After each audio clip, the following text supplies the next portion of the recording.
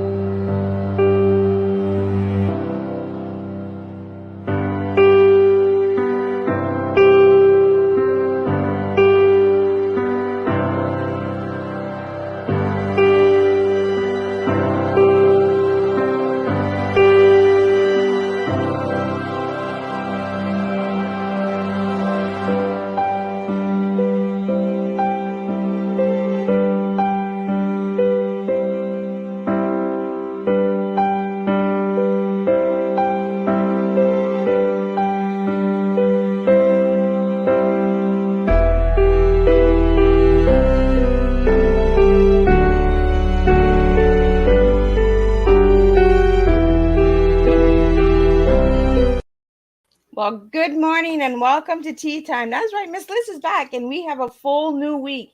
We have an incredible guest in the back, and this morning we're going to be talking about addictions recovery. So I do want to put out a trigger warning for anyone who may be triggered. I will not be offended if you cannot tune into my show this morning. I do not want to trigger anybody, so be aware Miss Liz is here for no triggers. So again, I am joined by Alan Levine, and we're going to talk some really good, strong stuff this morning. We're going to serve a really good, strong TEA, and we're going to make a difference together by having an open discussion and conversation. We're just going to do simple TEA. Now, you might be looking, Miss Liz has turned the camera this morning, and there's some good news. May 17th, be sure to check out. Miss Liz is going to be launching her 3 books. So they are on the shelf. I did open the box yesterday, and oh my God, they are gorgeous. So if anybody would like to pre-order them, they can go to the website at www.misslizsteatimes.com. But we're not here about my books. We're here for Jack. So we're going to do the disclaimer, and we're going to do his bio and all that good stuff. And we're going to have a good, strong cup of tea this morning. So the disclaimer for Miss Liz's live show. Miss Liz, myself, is going live using StreamYard. Before leaving a comment, please grant StreamYard permission to see your name at StreamYard.com. Please be advised that the content brought forward for any Tea Time show hosted by myself, Miss Liz, is always brought forward in good faith. However, it may bring forward dialogues and opinions that are not representative of my platform. The facts and information are perceived to be accurate at the given time of airing. All Tea Time guests and audience participants are responsible for using their good judgment in taking any action that may relate to the discussion. The content brought forward may include discussions for some where they may be emotionally at risk. It is significant to know that this show is engaging in discussion forums only to offer and inspire awareness and connection, and is not providing therapeutical advice. If you have any questions about the disclaimer or the panelist discussion, you may freely contact me, Miss Liz, through my email at bookingmissliz@gmail.com. Moving forward, should you choose to voluntarily participate in this show in any aspect, I myself, Miss Liz, welcomes you. And should you decide that the show is not made for you at this time, I respect that choice, and I will see you at a later show and a later dated time. And again, all Tea Times this year in 2023 are done on Thursday unless they are a rescheduled show, and then they are done on a Monday or Tuesday. So again, if you want to see what's coming, go to the website, because now they're all listed. You can RSVP all of these guests that are coming today. So Alan Levine is an addiction expert, author, has spoken to thousands of people over the last 20 years on dealing with and successfully overcoming addictions. His book on addictions, My Addict Your Addict, an Addictions and Recovery Handbook, talks about his battles and victory over addictions, and shows those struggling with addictions how to understand and overcome addiction. Jack created and developed the Free for Life Overcoming Addiction online video program, which helps addicts and their families deal with the reality of addictions and outlines the clear paths and solutions available to overcoming addictions. Now, to get Jack's full bio, please go to Miss Liz's Facebook page and you can get all that stuff. Now, let's get Jack in here so I can sip on some tea and we can serve you a good strong tea. So let me get Jack. Welcome, Jack. Hi, Miss Liz. Good morning. It's a pleasure to be here. Thanks so much for having me on the show. It is an honor to have you here. So I'm just going to sip on some tea and I'm going to let you share a little bit on who Jack is and how it all started and how you got to where you are today. So the little Jack to the big Jack. Let's get started with that. All right. Well, little Jack grew up in Yonkers, New York. I had wonderful parents. We were very middle class. My father and mother worked very hard so that my older brother and I could have a better life. So we really wanted for nothing. When I graduated high school a year early, I really just wanted to experience the world. I never really liked going to school, although I excelled at the things I enjoyed.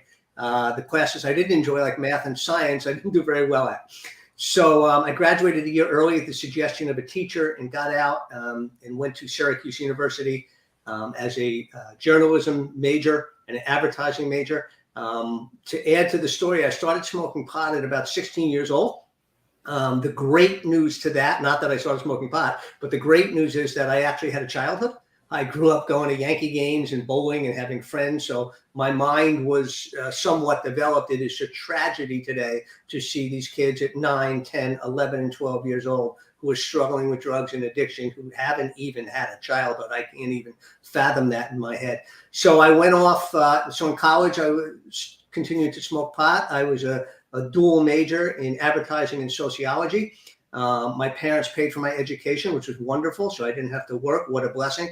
But I also started to do other drugs. I started to get into Quaaludes and barbiturates and eventually cocaine, which was the end of me, and Percocet, and destroyed me. And I'm not proud to say that we also engaged in some buying and selling of drugs during college. Again, at that time, you know, we thought it was good. Really, the tragic part of the drugs is that they're great in the beginning. You know, they really are. Like, I remember sitting down first doing cocaine and thinking if all the world leaders sat around a table and snorted lines of cocaine, we would have world peace because there'd just be such clarity and understanding. Well, the great lie of drugs and of cocaine and any other drug, of course, they may be good in the beginning, but that changes very quickly. They're almost like the kidnapper who opens up the truck and says, here's the candy, come on in now, I've got you. And I can't tell you, for some people, it takes 6 months or 2 years, but somewhere a year or two down the line, you know that the drugs have you, that you don't have them anymore. There's no more fun. There's no more joy. You're doing them, but it's not like it was. You become paranoid and upset and frustrated. But amazingly enough, I continued on. I graduated college with a dual degree. I was very high functioning. I went to work on Madison Avenue, which was my dream. Well, my dream was actually playing baseball for the Yankees, but that didn't come true growing up in New York, only getting like 3 months a year. So to me, advertising was the next best thing. There was teammates and competition, and no 2 days were the same. I'm not a routine guy. I like spontaneity and difference. And it was just extremely exciting. I went to work for NW Air, a large ad agency on Madison Avenue. Our clients were AT&T, reach out and touch someone, the Army, be all you can be. And it was exciting and it was great. And I loved it. And I was thriving in that atmosphere. But on the side, my drug use and addiction was continuing. And it was getting the best of me. And I remember in 1985, I said to my father, I have to move away. I was thinking that if I could just get away from my environment in New York, I could get away from the drugs and the addiction. Well, of course, you can't run from yourself, but I did move down to Florida, hoping for a new start. And I remember my father saying to me, he was an old school guy, great guy, but he didn't really understand the whole drug addiction thing. But he said, all right, listen, you know, do what you got to do. He said, but whatever you do, don't tell your mother, you know, that you have a blood problem. He didn't want her to worry. You know, she was beautiful. He loved her so much. So good, don't tell mom, right? Right. Don't tell mom. So I did move down to Florida. Unfortunately, that was not the answer. As my addiction followed me and it kept getting worse and worse. I had a very successful business in Florida. Had a TV production company that we started with my partner and I on a borrowed $100,000. And a couple of middle management guys, and we built it from 5 employees to 200 employees, doing $15 million a year in revenue. And it was great, but my drug addiction was getting worse and worse. I used to just do drugs when I came home after work. at 5 o'clock, at 6 o'clock, I take Percocet, but it got worse and worse. Then I was doing them at 2 o'clock, then at 12 o'clock, then at 10. Then when I woke up and I knew I was addicted. And I say to people, listen, if I knew how easy detox was, I would have stopped 2 years ago. Part of my fear in continuing on my addiction, even though I had wanted to stop, was I was scared of the detox, of coming down, of withdrawal. I had never experienced it before. And it just, so for 2 more years, I kept going.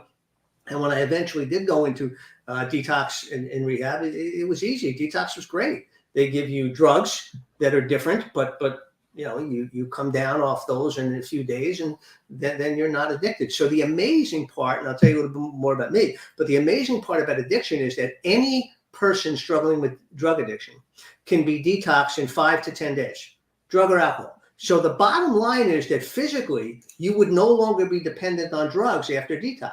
However, we know that that's not the answer, because it's not just the body that we're treating the spirit, mind, and soul and body. We have to treat the whole person, not just the physical part, or it would be easy. People go to detox and they would stop.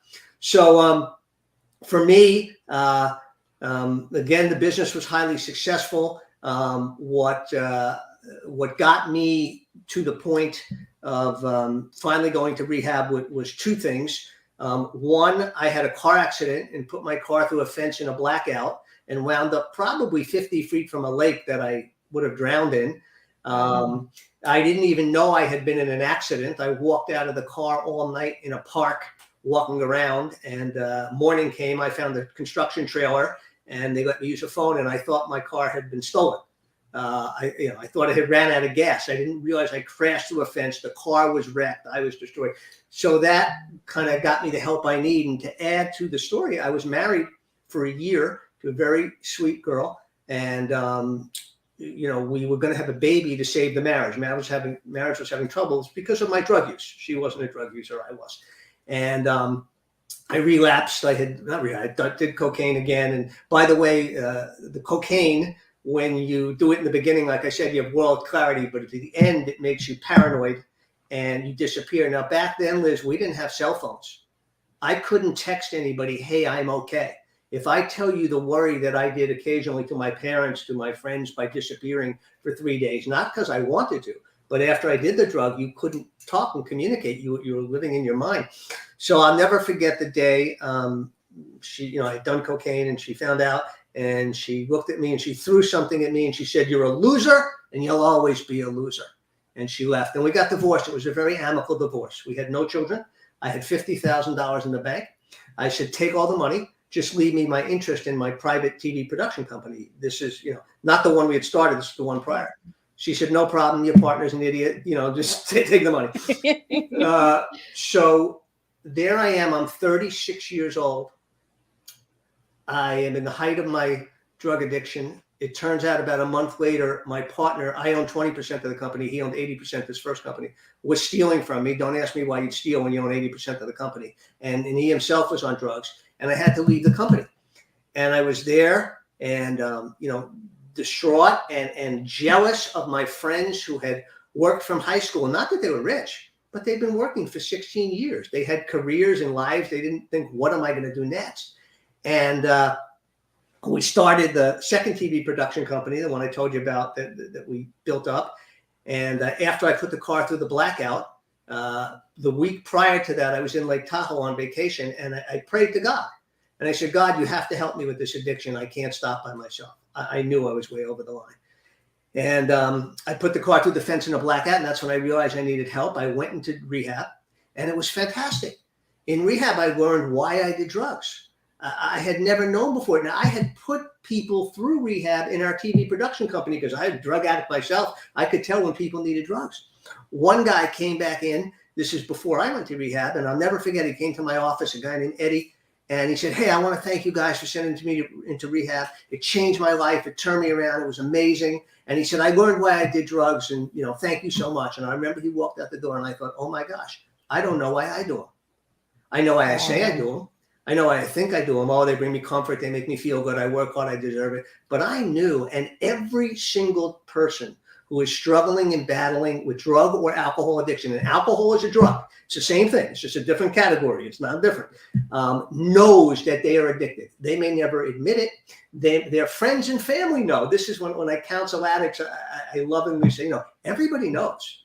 Now, like in my life, I wouldn't let them tell me, and so they didn't. But they all knew, my wife at the time, my friends, they all know. They can see the change and the difference. And the amazing thing I learned in rehab is that addicts have characteristics that are unique to all addicts. Like if you get the flu, you're going to have symptoms of the flu. No matter who you are, your symptoms are going to be the same.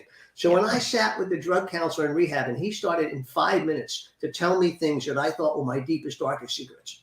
And I'm looking at him and going, how could you possibly know these things? This is impossible. And he looked at me lovingly and he laughed and he said, Jack, all addicts are the same. He said, we all have the same traits in addiction. And, so then I learned why I did drugs, and I want to talk about that. And then since then, I have been freed from addiction. I believe God, saved me and gave me the answer. And I do want to share that the desire to do drugs has never left me. I have friends who, like a light switch, like a miracle, it was gone. Hey, I had desire, and all of a sudden I never desired to use drugs again. Not me. If there were no downside, I would use drugs today. But there's a tremendous downside, and I'm not willing to go there again. So if we have a minute, let's talk about why I did drugs and why people do drugs. So we used to laugh in college. We used to say, reality is for people who can't handle drugs. We were smart butts, we thought we'd be What I learned, Reagan, that's how you were like, you're not a cool kid because you don't do that stuff, right? Right, you don't do that stuff. So what I learned is that usually as little children, as children, we build up defense mechanisms that our mind is working to help us prevent pain. This is a good thing. Who wants to feel pain? And when we think of a little kid in diapers, a little baby, we think that's a good idea. But we wouldn't think that's a good idea that you're wearing diapers at 20, 30, 40, 50 years old. Riding a 3-wheel tricycle as a little tyke is a great idea, so you don't fall and hurt yourself. But we wouldn't think at 20, 30, 40, you'd need a 3-wheeler anymore. You would take that off at some point. But what happens to us in our emotional and psychological lives is that we build up some defense mechanisms and we don't take them off. We never stop. So we're always looking to avoid pain. Our mind is doing what it's supposed to do. It's protecting us. And we see drugs as a way to avoid pain, to help us escape reality. Hey, look at all this pressure everybody's putting on me. My wife, my boss, the world. I do this, I got to do that. And the drugs lie. The great lie of the drugs and alcohol is, I'm your friend. I'm the only one who understands you. Look what everybody's doing. Look at the pressure. Look what they expect of you. Look at this and that. And it's just a lie. So the amazing part, and I share this, and I hope our audience take this to heart, is the drugs are not your problem. The alcohol is not your problem. You're going to no, Jack, that is problem. No, the drugs and alcohol are the symptom. The problem is, why are you doing it? And sometimes stopping to use drugs and alcohol is the equivalent of shutting off a smoke alarm when there's a burning fire. Hey, we need to get to the root cause of what it is. In ninth grade, before I ever picked up a drug, I was 15 years old. I was absent 91 out of 180 school days. Both my parents worked. They were very loving parents. I would tell them I was sick. I had toothache, stomachache, headache. Typical Jewish parents. Oh, poor Jackie. I'll stay home. Well, they worked. As soon as they left that door, I was playing basketball in my room. I was watching soap operas. I was having the greatest time. I didn't want to go to school. I was isolating myself before I ever picked up a drug. So drugs are just another way to isolate ourselves. Here's the amazing part. When I did drugs or gambled, which was another addiction, I had the joy of having two, it was the one place where you couldn't touch me. You couldn't get me. I was in control. I thought I was in control. And so you would ask, why would somebody continue to do this destructive behavior that is clearly destroying their life? Let's say in the first year or two, they didn't know. But somewhere along the line, it becomes very clear, hey, I'm losing my friends, my girlfriend, my family, my job, my health, everything. I'm stealing a lot. And the answer is there's comfort in familiar pain.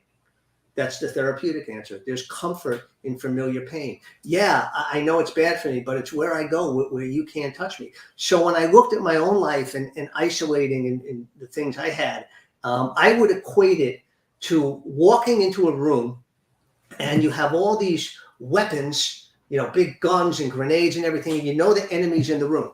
And you go in and it's dark and you just start shooting off all these weapons you have and everything. And all of a sudden you're out of weapons, you turn on the light, and there in the corner is a tiny little guy with a bow and arrow, and he shoots you right between the eyes and you're dead. All you had to do was go into the room and turn the light on and you would have seen where he was. But no, you just do everything, without turning the light. So in addiction, we want to get to the root cause. The behavior of the addict, you're going to lie, cheat, and steal. And I say to parents, that sweet son or daughter of yours is still in there. He's just been overtaken. In my book, Addiction and Recovery Handbook, which your audience can have a free copy of, free ebook copy of. There's a chapter by Dr. Adam Bianchini where he talks about how the brain gets rewired by addiction. Literally, chemically rewired, so that all that's happening is your addiction is in control of your life. All you're thinking about is the next drug, the next bet, the next, how am I going to get it? And it'll wait 3 months, it'll wait 6 months, it'll wait. But addiction's a progressive disease. You can stop for 2 years, pick up again. You're worse than you were the first time. So, all that long said, so for me, the great news is, I was high functioning. I went and I got the help I needed. Unfortunately, it cost me my first marriage, but God was very good to me. 6 months after I got divorced, God woke me up, and regardless of what your individual belief in God is, I always knew there was a God. At 33 years old, I encountered Jesus Christ and been walking with him since the last 30 years. So when I say God woke me up and God spoke to me, I'm not talking about audibly. I don't hear God audibly, but in my spirit, I sense God speaking to me. And God said to me, the divorce was your fault. I said, what do you mean it was my fault? And God said, what part of you should love your wife as I love the church was unclear to you? What part of the two of you should be one flesh was unclear? I always loved my first wife. She was very sweet, but I always thought I was me and she was her. And I never looked at the two of us as one. So I said to God, look, I'm sorry. I see now it was my fault. I'm sorry for that. I said, I would like to have a wife and a family, but if you want me not to, I will stay single the rest of my life, whatever you want. And I waited 6 years. And Miss Liz, I mean, waited in every sense of the word, waited. And God brought me Beth. We've been married 23 years. We have 3 children. And, God was faithful. God was faithful. So, and I think I had said to you prior, but I want your audience to hear, I asked God why I had to waste, 10 years of my life doing drugs. And it was a waste, even though I was high functioning.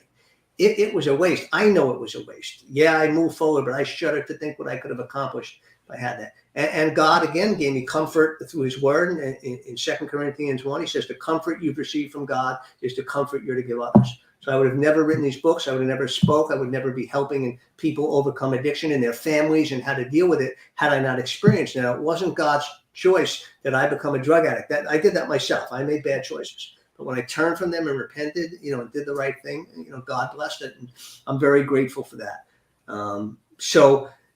I went on to a very successful TV production companies. In 2002, I sold that TV production company to go into more ministry stuff, but God kept giving me business opportunities. So I've been able to do kind of real estate and solar investing in business and a lot of consulting and write. I've written a ton of books, but my passion is speaking to people. My 3 favorite topics in order are God, addiction, and business. Those are 3 things I seem to know the most about, and I'm happy to share what I know, about those. A lot of them are intertwined sometimes. But I tell you this, Ms. Liz, that the pain and suffering that an addict goes through, not just himself, but what he causes his family or her family, and it's tragic. And my challenge to people is to come see the truth for yourself. Come learn about addiction, understand it, know it. And if your choice is to still do drugs, then do drugs. Nobody's asking you to sign a contract. Nobody's asking you to make a commitment. As a matter of fact, I say to addicts when they're struggling, I say, listen, don't make any commitments to anybody because your word means nothing. Nobody believes you. Nobody believes you. So your words are meaningless. And then I said to him, but I will tell you this. I said, I don't know how long it's going to take. I don't know if it's going to be 6 months or 2 years, but somewhere down the line, if you do the right thing, people will see the change in you and your life will change. I know you have some questions for me. I just want to tell you one last quick story. We were in Lake Tahoe and we were sitting at a table. This was after I had recovered from drug addiction. And we were with 5 couples, there were 10 of us. And somehow story got to college, and I was telling the story about my college days and drug dealing and how I had $28,000 in a safe deposit box from dealing drugs, how proud of what a smart businessman I thought I was. And my friend Yvette looked across the table and she said to me, oh my goodness, why Jack Levine, I would have never imagined that you could do such a thing. Well, that night after dinner, I went up to the hotel room and I cried. I was crying my eyes out. I said, God, thank you. Thank you so much. Thank you. That when people look at me today, they couldn't even imagine that would have been who I was. And that's it. So I don't want to keep going on. I want to. No. And this is what we need, right? Is we need your story. We need you to tell it, because I can't tell your story and I can't serve your tea. All of my guests come on Tea Time for a reason. They come to serve me a good, strong TEA. So I want to get into that question right away, Jack. We're going to get into your tea, and then we're going to get into some questions that are coming in and that. And Right. We're going to learn a little bit more about addictions. So if anybody has any questions or comments or anything, leave them in the section of the stream, or send them directly to Miss Liz DM box. You guys all know how Miss Liz works. You can send it privately, so I respect your wishes as well. So again, Jack, I want to know what your tea is. So if I ask you, what is your tea this morning? What 3 words are you giving me? I would say, Miss Liz, without a doubt, first of all, hope. That every person out there would know that there's hope and that there is a way out, and not to give up no matter how desperate it seems, no matter how hopeless it seems. They say that you've lost hope when you can't see how tomorrow would be better than today. And I get that you can get to that point in your life, but God sees, and God has a plan for your life. And God says, I know the plans I have for you, plans to prosper you, to give you a hope in the future, not to harm you. That's a promise from God, regardless of whether you had great parents or not great parents. God created you. There's a plan for your life. Look at me, look at millions of others who have been transformed. And that's my next word, is transformation. For some, it's a spiritual transformation. For me, it was. For others, it's a different type of transformation. It's an educational transformation. It's a life transformation. I don't care what inspires you to get better. I just care that you get better. I'm not saying, hey, you have to have an experience encounter with Jesus Christ. I think that would be wonderful for your eternal well-being and your life now. And that's clearly what happened to me. But I'm telling you that there's a way out of addiction. There's 7 ways out of addiction. And you need to choose one. And the example I want to give you is, look, if you told me, Jack, I want to go to New York. And I said, hey, there's a plane leaving in an hour. And you said, oh, no, I won't fly. And I said, well, you can take Amtrak. That'll take you 24 hours. You said, oh, no, I won't get on the train. Well, how about Greyhound? There's a bus. No, I won't get on the bus. Well, will you ride in a car? No. Will you go on horseback? No. Will you hitchhike? Will you walk? No. So basically what you're saying is you don't want to go to New York because there's 7. You're right. Right. And some of them are a lot more efficient and effective and quicker than others. But the bottom line is every single one of them will get you there. So all I ask people who are struggling is one question. Do you want help?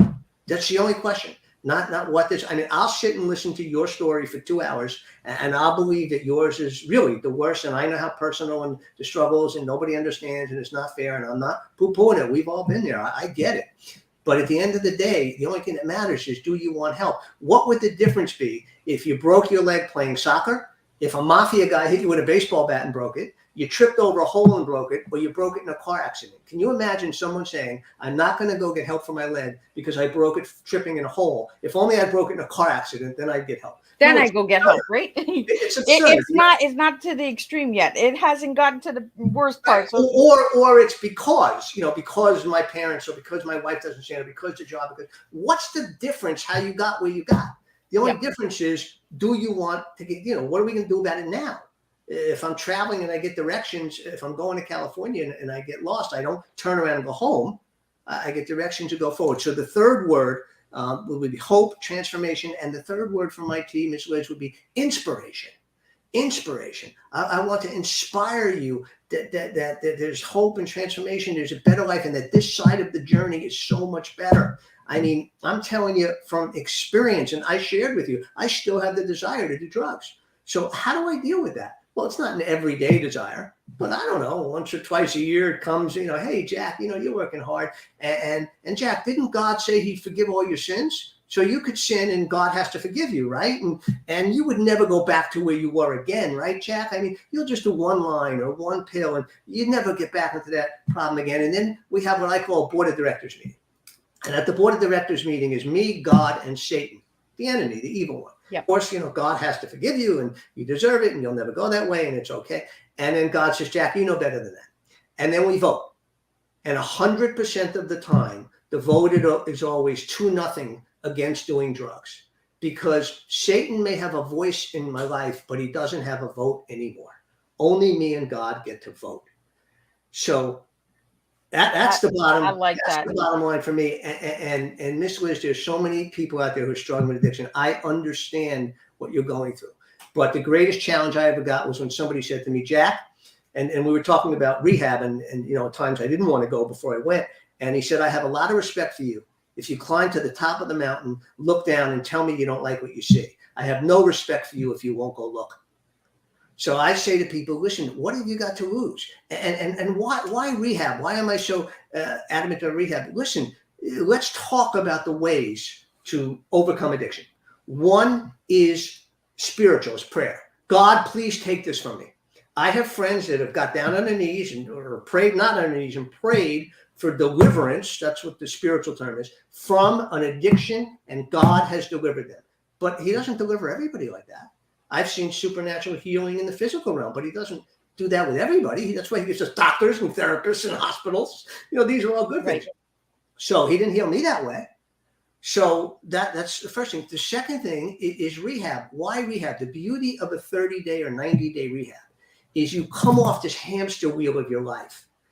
You come off the hamster wheel and you get to focus on yourself. This is where you learn who you are. This is where you learn about that kid in 9th grade who isolated himself. This is where you learn about what your fears and thoughts were of why you're doing drugs.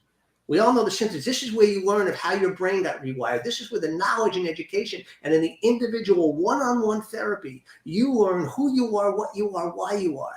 And I think you'll do as I did. I think you'll turn to that little kid in your life and you'll say, thanks for trying to protect me. You did a great job. I'm not mad at you, little Jack. I love you. You did everything you could to help me, but we don't need to do that anymore.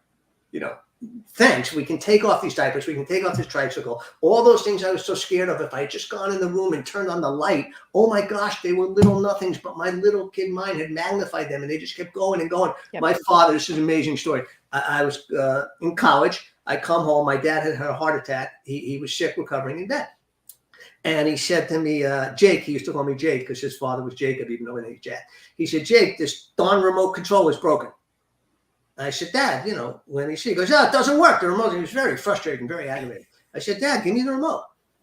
I pointed to TV, clicked it, and the channel changed. And I looked at him and I said, Dad, you have to point it at the TV. And without missing a beat, he looked at me and he said, no one ever told me. And I think that what you and I would just take for granted, well, of course, he's sitting there with the remote. He's not pointing at the TV. And this is back in the 70s, when the remotes first came out, right? Yes. You didn't have to get up and turn those 3 channels anymore. Right. But no one ever told him. He didn't know. That's what happens in rehab. Somebody tells you. Now you get this knowledge, like I said to the counselor. How could you know these things? Well, they were the same for all addicts. That's how. And now you have this knowledge. And now the question is, what will you do with it? That's your choice. When I tell people who go into rehab, I say, don't make any promises to anybody. Don't say you'll never do drugs again. Just go find out and for yourself. And then I want to talk to parents too, because, we had an issue with our son who's in his 30s now, who struggled with drug addiction himself. So not only was I an addict myself and got through it, but I went through it as a parent. And it's heartbreaking. It's heartbreaking. I mean, our kid was a kid. He was a bodybuilder at 16, swore he'd never do drugs. And then he went off and started doing them, and he became a raging alcoholic and drug addict. We had 2 younger kids. We had to put him out of the house. He was hanging around unsurly characters. We were concerned. And I'll never forget, I picked him up one time, and he was gotten to jail a couple of times and police a couple of times and blackouts. And I'd pick him up. I'd always pick him up. But eventually we had to put him out of the house, but I'd still pick him up and then bring him out. But at one point, he looked at me in the eye after one time, and he said to me, I'm choosing to live this life. And I want to tell you, Miss Liz, those were the most horrifying words I've ever heard in my life as a parent.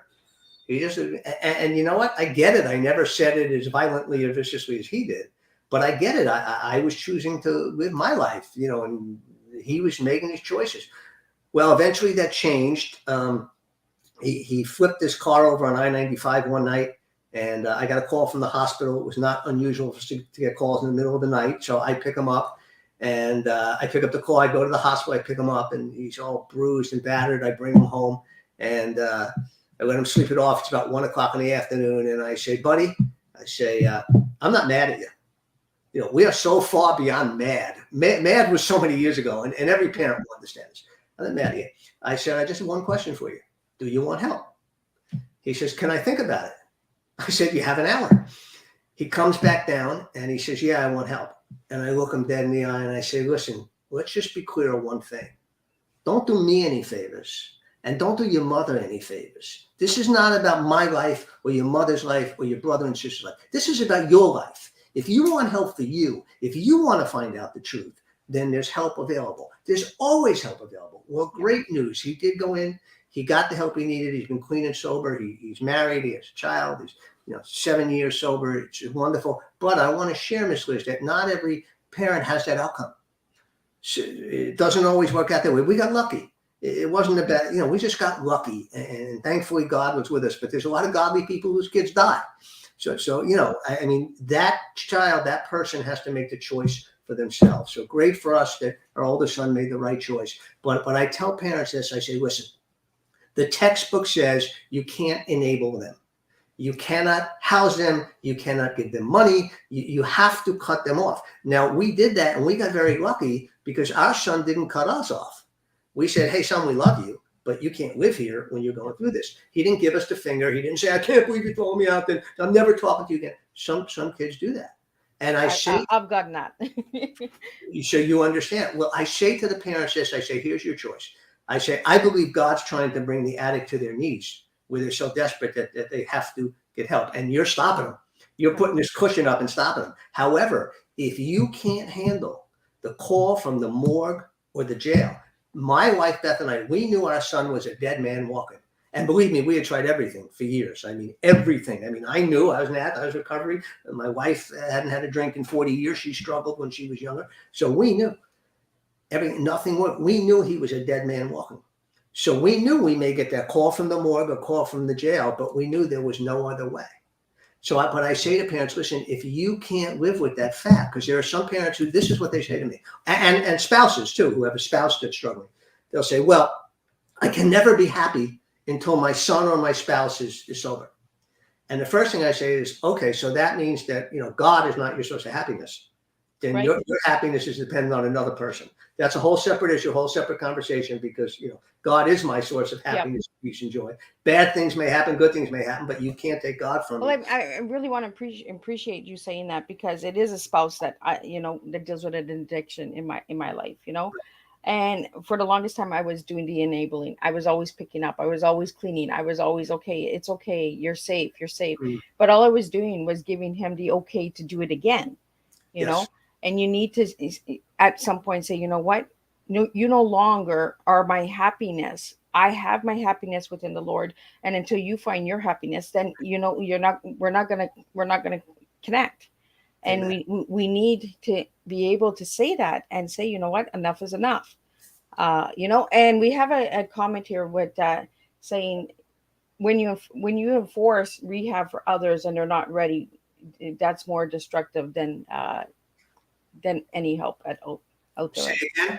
What was the comment is, when you force someone into rehab and they're not ready, you're doing more destructive work than anything. It's interesting, and let's talk about that. And thank you, Ms. Liz, for sharing, your personal side of this. So I've seen a lot of people go into rehab forced in. Some are court ordered, Yep. Some go because they're going to lose their job or their family. The spouse and family says, you got to go. So they weren't ready. They didn't want to go. Yep. They went. And now it still works sometimes, because sometimes in rehab, the light goes off and they see the light. A lot of times it does not. And a lot of times, rehabs fail for two reasons. One, they don't give people individual therapy enough. People, I believe that if somebody is willing to get to the core of their issues, that means I want to find out. Open me up, and I say that people struggling from going to rehab, listen, these are strangers. You never have to see them again the rest of your life if you don't want to. So don't go in there and try to be cool and put in the airs and have them think this or that like you do all your life. Open yourself up so you can see, like I said to my son, for you, so you'll know the truth about yourself and you'll get to decide, not for me or your mother. So well, that's it, right? It's not a favor because you've already broken our trust. You've already betrayed us, So we're telling us, yeah, I'm going to go for rehab. And you say, well, I'm going to do it for you guys. And we're like, no, we don't want you to do it for us. We want you to do it for yourself. Save yourself first, and then we can save the rest of the family. Yes. But if they're not ready, and I can attribute this to my own life, until I was ready. And I often make this same analogy to the gospel of Jesus, so I want to share the gospel with people, but I know that's great. Until they're ready, until it's their time, it doesn't matter how many times I could talk myself blue. It's not happening. And you could have talked me blue for 33 years. If you came up to me and said, let's talk about Jesus, I would have said, we're not having this conversation. Yeah. Get away from me. I don't care what you think. First of all, I'll think what I think. Leave me alone. And if you did it more than once, I wouldn't talk to you again. So, I respect that. I hope that in my life and in other lives that we promote through attraction, that people see that we have something they want. What is that? Peace and joy. Peace and joy. I'm not saying I never have a bad day, but I'm saying I have the joy of the Lord, the peace of the Lord. I believe when I die, I'm going to heaven for all eternity. I'm passing through here. This life is a gift. I say you can look at life two ways. I say I bring you to Disney, the greatest place on earth, or a Springsteen concert if you're a Springsteen fan. And I bring you to Disney and you're happy and I get on and I say to you, the park closes in an hour. Well, you have two choices. You can start kicking stuff and throwing stuff and saying, I can't believe you brought me to this place and I only have an hour. This sucks. You're terrible. Or you could go out and go, let me run to the rides and ride as many as possible in the hour that I have. This is life. And it's all perspective. It's all perspective. It's all how you're going to look at it, how you're going to appreciate it. So when God came into my life after 33 years, thankfully, I have a new perspective. I have the joy and peace I never had. And Miss Liz, I had everything by the world standards. I had money, job, success, fast track, girlfriend, drugs. I had it all. And I was empty. My head would hit the pillow at night. And I would say, my life stinks. I can't believe this is all there is. Drugs, gambling, dates, there's got to be more. And there was and there is. So I want to encourage, people to do that. So back to the parents for a minute and forcing the people into rehab. So a parent, what are they going to do? Anything they can. They see their kid's life or spouse's life slipping away. So they love them. They're concerned if they don't protect them, that they're going to die out there in the street anyway. So the decision I tell parents to make is this, or spouses. I say, look, either don't enable them anymore. And in a spouse case, sometimes that means leaving, separating or divorcing. Or if you can't live with the fact that you're going to get the call from the jail or the morgue and you're going to be guilty that it was your fault. Well, I should have protected them and I should have done this. And now Satan not only took down the guy or girl doing the drugs, he took down the whole family. How absurd is that? But I say to them, if you can't live with that, then you know what? Accept the fact that you have a drug addicted spouse or child and then live with it. Stop making yourself miserable. Exactly. The textbook is I would tell you, don't enable them. You got to cut them off. Let them hit bottom, but they could die or go to jail. There's no guarantee, but this is the only shot. But if you can't live with that, if God is not your source of joy, if your happiness is dependent upon someone else's, then why are you making yourself crazy? Then just say, you know what, I'm going to accept this. Not every drug addict dies. Some live, and not every alcoholic dies. They eventually die, but some live to 60, 70, 80. Yeah, they lost out on a lot of things in life and caused a lot of pain and grief for themselves and everyone else. Yeah. But, stop making yourself, just accept it. Stop telling him he's got to go to meetings and do this and clean up his act and this and that. He's not listening to you anyway. And, they're going to do what they want to do, right? they've tuned out. him or her. Well, We're you know, it's there are women that have addictions too. You know, it's not just males. So for definitely. anyone out there who is suffering with an addiction, you know, reach out to your services when you're ready. I really want to put that out there because I know from living from it. And Jack, I want to say, you know, you don't want to get that phone call. You don't want to get that, you know, they're gonna die. You got to go to the hospital or what, but they're already dying inside.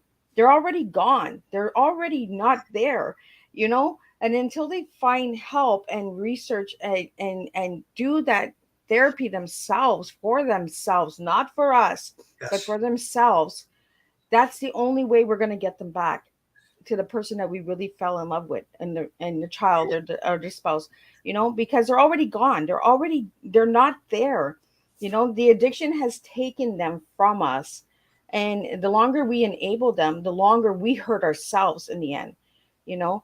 And telling somebody to keep going for help and doing the right thing, and that all it does is just frustrate them, because then they're going to do it. Well, I'm doing it for you, I'm doing it for the marriage, I'm doing it for mom, I'm doing it for dad, you know. And then they get to the point where they're just like, but I'm not doing it for myself, so why am I doing it? And then Mm, they just get more frustrated with the people that they love. And then it's just like, okay, you know what, until they're ready to do it on their own, they have to figure this out. But at that point, we just have to stop enabling, you know. Like I said earlier, Jack, I was the enabler. I was like, no, it's okay, I understand, you fell, let me pick you up, you know, let me carry you again. But I can't carry anybody, I can't save anybody. Like we said before the show even started, we can only give the tools and the tips. It's up to everyone else to take them, you know. We can't say I'm saving you, you know, because we're not saving anybody. The only person we can save is ourselves. uh you know. And Jack, that's what you did, is you saved yourself. You know, you woke up one day and you said, you know what, I'm not doing this anymore. You know, Satan doesn't have a vote anymore, and I'm moving on. that's And it. I want to, and you know, and I want to thank you for that, and thank you for all the services that you've done and provided for other people out there. And you Well, know, like you said, like the one question you ask is, do you want help? that's right. It's that simple. Do you want it or not? And then That- if you're saying, well, no, I'm not doing that, I'm not doing that, then you don't want help. You That's right. know, you're telling us that you don't want help, because if we're giving you all these different options and tools and you're saying, no, I'm not going to do that. No, then you're not ready. You know, let's just be brutally honest and tell, you know, and let people know that by being honest, we respect you more. And it might help with the betrayal, it might hurt, it might help with the hurt and the pain inside. um if I get a little emotional, it's because I live it, I understand Mm, it, Jack. mm, You know, and I really want everyone to understand that the longer we enable, the longer we keep that person in that darkness, you know. that's right. Miss Wiz, thank you for that. And listen, we can just share to them, you know, the ways out, like we talked about. There's, you know, prayer and spiritual deliverance. There's rehab, 30-day. There's 90-day rehab. There's long-term programs like Teen Challenge and Faith Farm that are year-long programs. There's Celebrate Recovery. There's AA and NA, which are wonderful programs. The only problem that you could have in AA or NA is that you could go to the meetings, you could follow the program's formula, you could stop using drugs and alcohol, but you could be more miserable than when you used. We call those people dry drunks, and it doesn't happen to all. I support AA and NA. They are wonderful programs and have saved millions of lives. But there are people who go, stop using, okay, I'm stopping using, but they never got to the core of their issues, so they never understood why, and they're more miserable now because they don't have the drugs and alcohol to medicate their pain anymore. So you've got to get to the core issue. You've got to understand who you are. You can try outpatient therapy. The reason I like that the least, we talked about, you know, prayer, spiritual deliverance, rehab, 90-day, 30-day. We talked about Faith Farm, Teen Challenge, Celebrate Recovery, NAAA. But the last one is outpatient therapy. The problem with that is it's a 50-minute hour in therapy. You go once a week. So now I'm going to the therapist. I'm trying to get to the core of my issues. And I'm just getting a little background, getting a little history. How are you this week? Oh, my boss pissed me off. My wife pissed me off. When are we ever getting to the core? You know, Right. that's the beauty of the 30 days. You come off the hamster wheel, you come off your life. And I love when addicts tell me, and they go, I can't go into rehab. And I go, why? I'll lose my job. The job you're going to get fired from in a month? Right? You're going to eventually lose that job because you're eventually going to, You the know, addiction is going to take you from it. my family, I can't leave my wife and kids. I said, your wife and kids? I said, they're on their knees praying every freaking night that you would go get the help you need so you could be the person that God intended you to be. They are suffering and miserable, and they would do anything. Everybody will take care of everything, friends, family included, for you to go away and get the help you need. It's just a load of crap. It's just another excuse. So the only question again comes down to, do you want help? There is a way out for anybody that wants one. There is a way out, and that's where it comes back to hope and to inspiration and transformation. The question is, how much pain do you need to feel?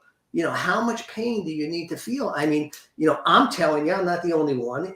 There's no way out of this road. I mean, some a little longer than others. The meth and the fentanyl now you're just going to die quick on fentanyl. Well, that's great. They didn't plan on that. That's right. I mean, some drugs will take longer to destroy you, but they all take you to the same place. I just share this with you quickly. I know time is moving.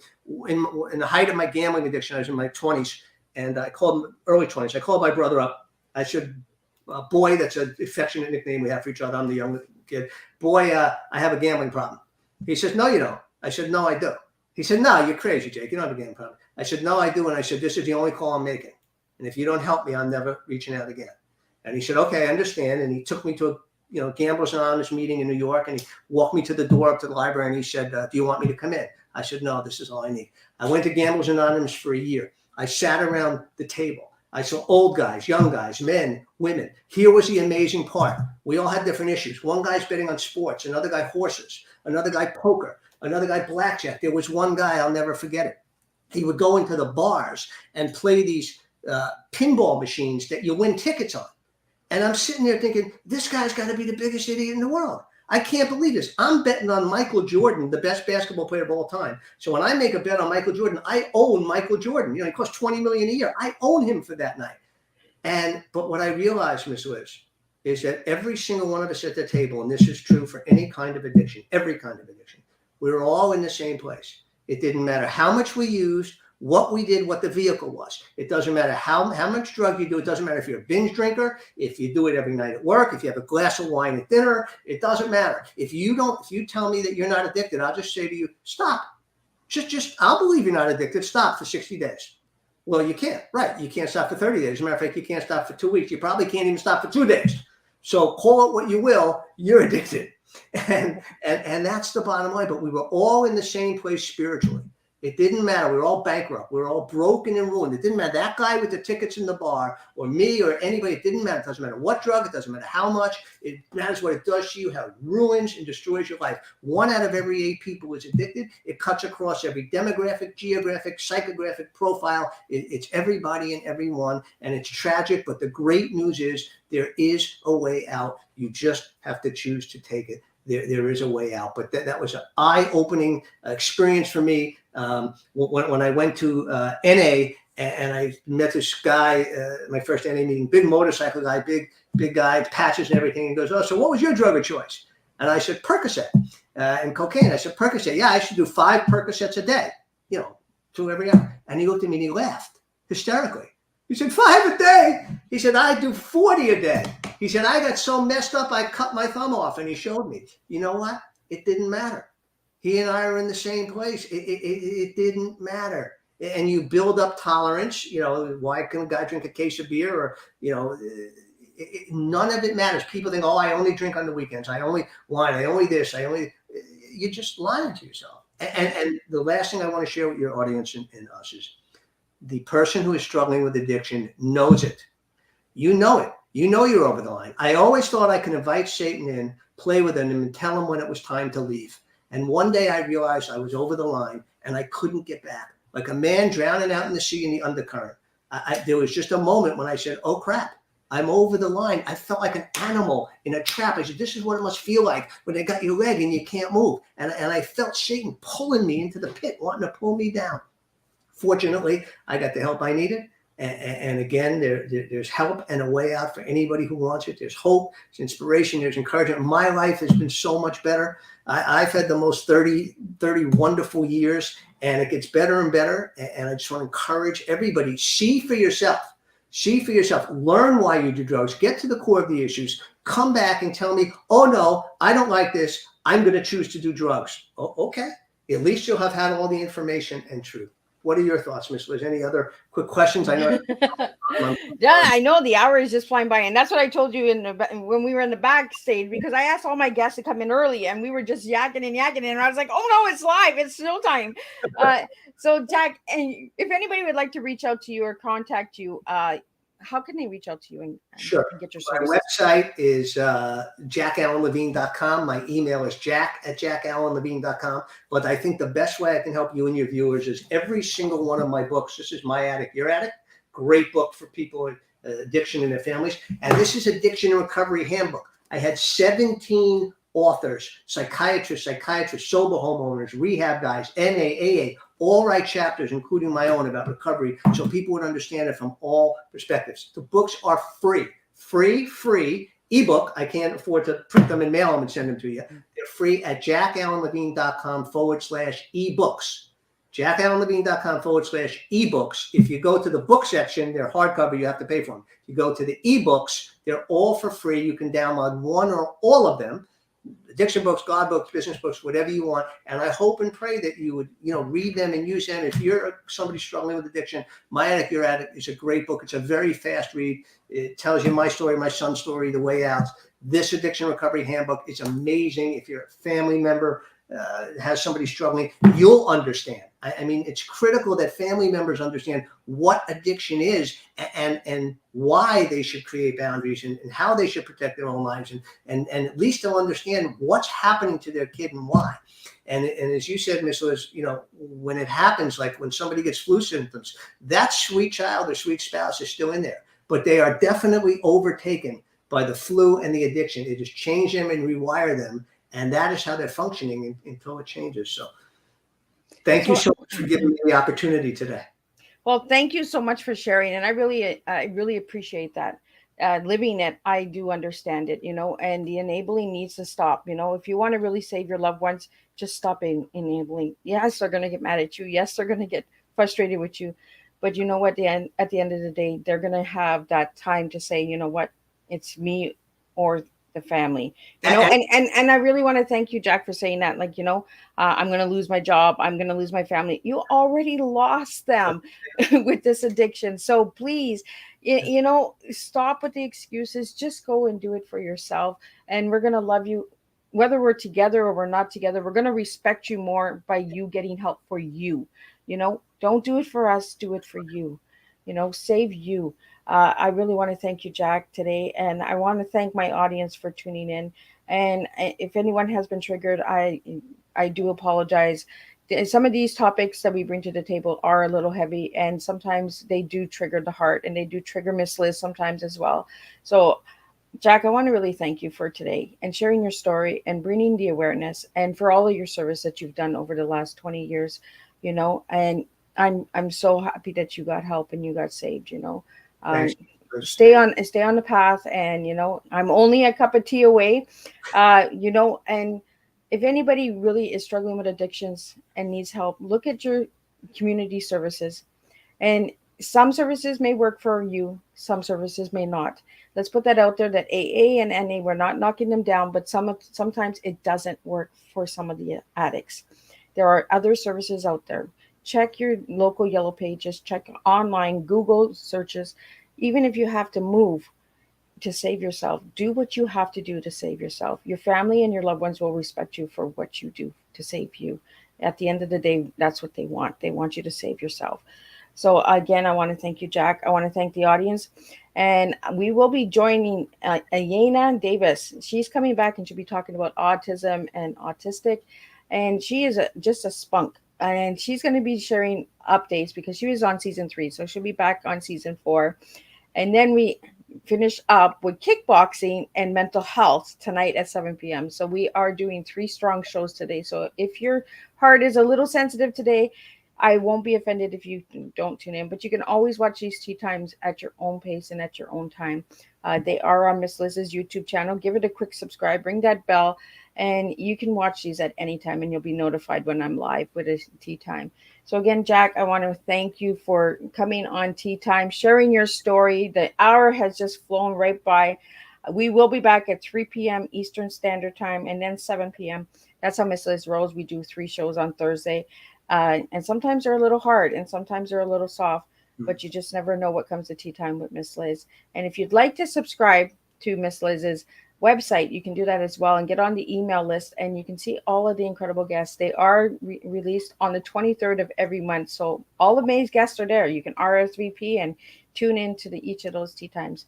So Jack, before we wrap up, I know we have like maybe 5 seconds. Great. I just want to give you a quick couple seconds to say thank you and all of that. I want to pray for you. Dear Lord, please just bless the brothers and sisters watching out there. Give them hope and encouragement, Lord. Let them take the right step to recovery, to life that you intended for them, Lord. Remind them that there's hope. You created them for a purpose. You love them. You'll never leave them and forsake them. In Jesus' name we pray. Amen. Thank you, Ms. Liz, for a great day. Thank you so much. And don't leave. I'm just going to close this up. Great.